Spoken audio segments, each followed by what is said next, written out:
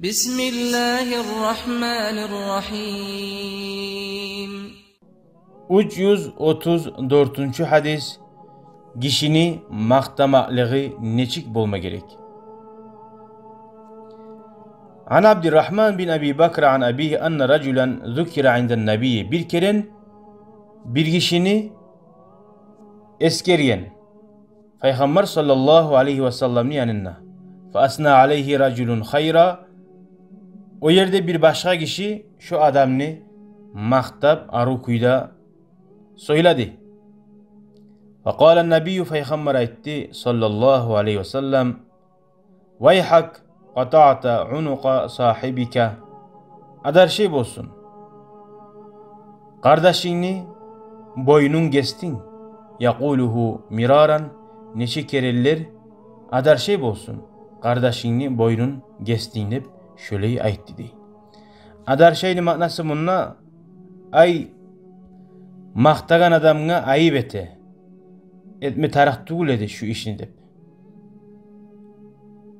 Nege boynun kesesen bir onu maqtasan. Onun manası şu adamını yüreğine ulluk gelme bula. Mekelli bilmeyimsen şu adamın hasiyatin.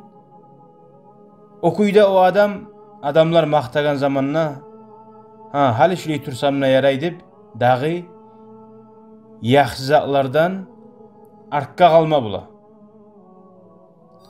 Ve Peygamber uretti. İn kana ahadukum madihan, sizden birigiz maqtaymusa biravunu la mahalata, neçikte şu maqtamasuya dağı yol yok, tapmay maqtamasa. Felyakul aytsin ahsabu kaza ve kaza, men şuley hisabetim men. İn kana yara annahu kazalika, gertidanna ozu yüreğinna şuley hisabetem musa.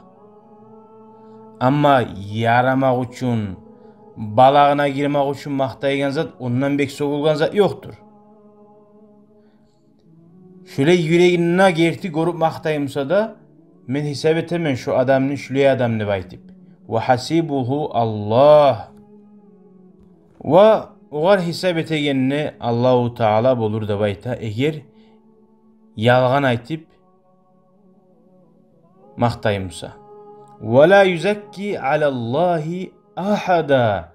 Siz biravunu da Allah'a bakkan yakta taza adam, tuz adam nep tohtaştırıp ayıpmak izdip Peygamber uyetti.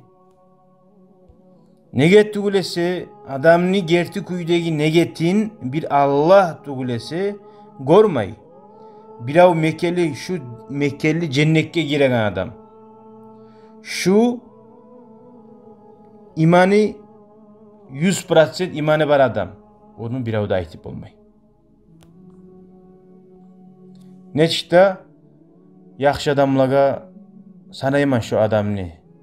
Allah'dır yaxşı bilagan nep, mına şuley ayıpmaga görseti. Allah tavfik bersin. Velhamdülillahi Rabbil alemin.